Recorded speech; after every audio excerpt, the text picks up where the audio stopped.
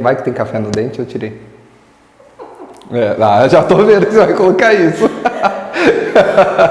Olá, meus queridos e queridas, tudo bem? Como vão?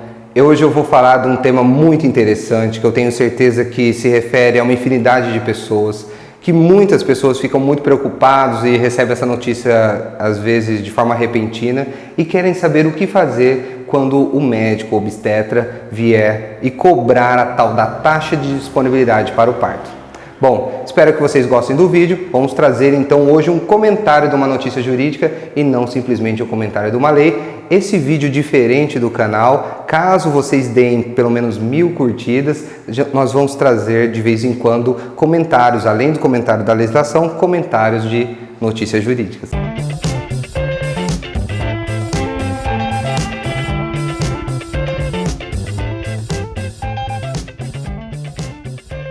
Imagine que você fez o pré-natal com determinado médico, com determinada médica, durante os 8 meses de gravidez e logo antes do parto chega o médico e lhe informa que não estará no hospital no dia do parto. O que fazer?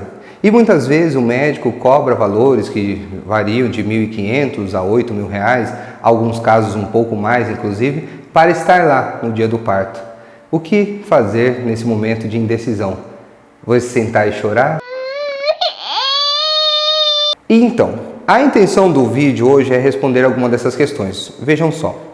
O comentário será com base numa decisão da 7ª Vara Federal, em que a juíza da capital de São Paulo decidiu que é ilegal a cobrança da taxa de disponibilidade. No entanto, estou aqui como professor e manterei uma certa imparcialidade, analisando todos os envolvidos nessa cadeia, não só o consumidor, ou seja, a pessoa que está grávida, mas também os aspectos envolvendo o plano de saúde, o Conselho Federal de Medicina e a agência reguladora pertinente, que é a ANS, a Agência Nacional de Saúde Suplementar. Bom, vamos lá. Em primeiro aspecto, nós temos que definir o que é essa taxa de disponibilidade para o parto. Na verdade, é uma taxa, ou melhor, tecnicamente falando, são honorários médicos que o médico ou a médica, ele diz que cobrará para que esteja à disposição e realize no dia agendado para o parto de determinada mãe. Vejam só, o primeiro aspecto que eu acho que é necessário que fique bem vincado aqui é que essa taxa nem sempre foi cobrada. De tempos para cá, ou conforme diz a ANS, de 2007 para cá começaram as primeiras notícias de médicos obstetras cobrando essa taxa de disponibilidade. Hoje em dia, essa taxa ela é cobrada de forma massiva por muitos médicos em todo o país. Verificam-se notícias de médicos que cobram a taxa de disponibilidade. E a questão é saber, essa cobrança é possível? Essa cobrança é legítima? Mais do que isso, você que já pagou essa taxa de disponibilidade pode reaver na justiça ou entrando com uma ação contra o médico, a médica ou contra o plano de saúde para reaver esse valor já pago? Essas questões que nós vamos tentar responder. Como eu informei para vocês, nem sempre foi cobrada essa taxa. Então, considerando que é uma nova situação, é necessário que sejam respeitados alguns princípios, principalmente porque envolve, queira ou não, uma relação de consumo entre o médico, o plano de saúde envolvido e o consumidor, nesse caso, a mulher. Vejam só, vamos analisar em primeiro lugar duas situações. Uma situação em que o médico ou a médica, durante todo o pré-natal, não tenha informado que vá cobrar no futuro a tal da taxa de disponibilidade para que ele fique à disposição do paciente no dia agendado para o parto. Nessa situação, e essa situação não é a desejada nem pelo Conselho Federal de Medicina, posição que eu vou mencionar já, essa situação ela está revestida de ilegalidade clara porque viola o dever de informação do consumidor. Deveria esse médico, logo na primeira consulta, ter informado que é prática dele cobrar esses honorários a mais de disponibilidade ou a tal da taxa de disponibilidade para o parto. Nessa situação, bem tranquila, médico ou médica informou de última hora, aliás, viola os próprios princípios da medicina, ou o princípio que envolve a formulação do termo de consentimento livre e esclarecido, Esses casos é possível reaver esses valores, pois violou um princípio, o dever de informação do consumidor. Lógico que tudo que eu disser aqui, os posicionamentos tomados, poderão haver entendimentos diversos a depender do juízo que for proposta a ação ou a depender do advogado que for tratado o seu caso. Bom, agora imaginemos a seguinte situação. O médico ou a médica, logo na primeira consulta, até de forma bem clara, ele diz que atende durante todo o pré-natal, mas, no entanto, caso não seja o dia dele de plantão em determinado hospital, no dia do parto pode ser que ele tenha que cobrar a taxa de disponibilidade para o parto ou esses honorários a mais para estar à disposição no parto. Bom, nesse caso em que são o que as dúvidas ou as imprecisões surgem. Veja só, existem várias posições. Os vários PROCONs dos municípios envolvendo no Brasil têm uma posição bem clara, pois eles atuaram num procedimento de resolução de dúvidas na ANS, de que não é possível a cobrança da taxa de disponibilidade. Ou seja, haveria uma espécie de cobrança em duplicidade que o consumidor estaria arcando e esse gasto deveria estar incluído nos gastos gerais, na mensalidade que se paga ao plano de saúde.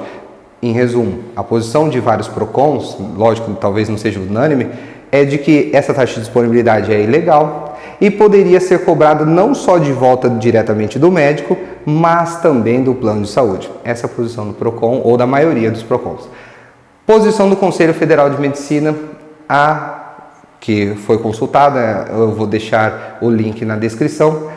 A posição do Conselho Federal de Medicina é que pode cobrar essa taxa de disponibilidade por algumas razões que foram elencadas ali na resolução do Conselho Federal de Medicina.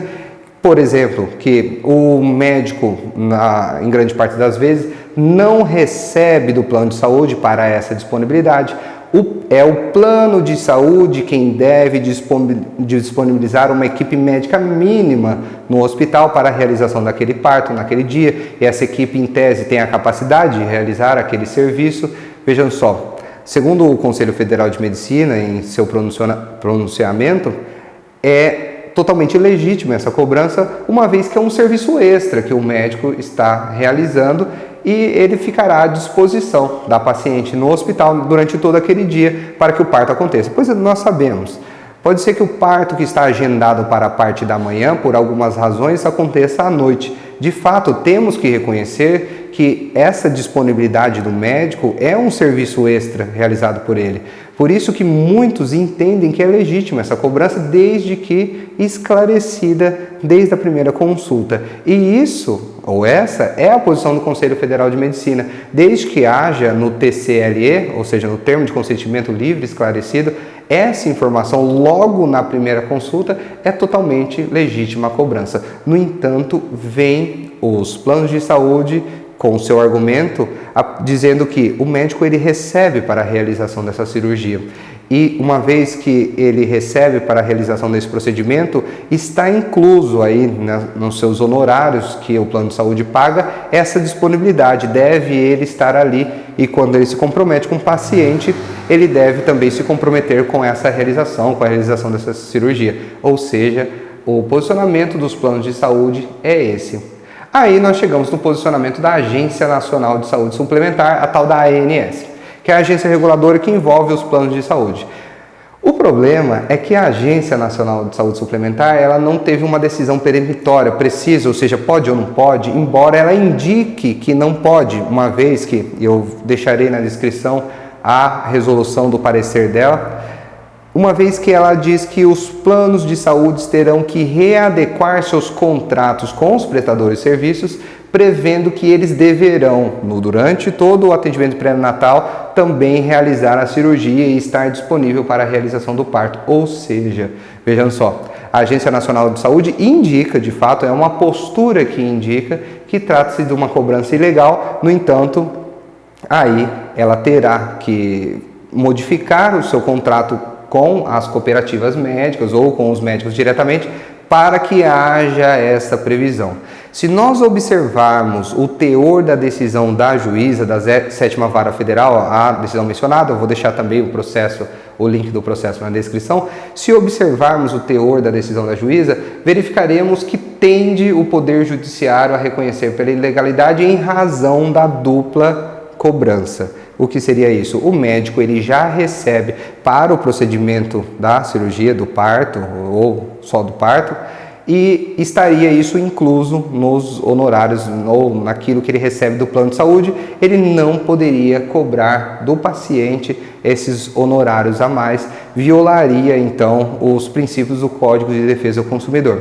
Vejam só, é uma decisão indicativa de um posicionamento, nós sabemos de outras decisões que têm essa mesma linha de pensamento, no entanto não é nada pacífico, não existe nada de fato decidido, não é uma modificação legislativa ou uma modificação contratual de regulação da ANS, simplesmente é uma decisão da juíza federal da 7ª Vara Federal da capital de São Paulo, que é indicativa do posicionamento da Justiça Federal. Vejam só, verificamos que existem outros juízes decidindo no mesmo sentido, no entanto, trata-se de uma situação em que ainda temos certa imprecisão.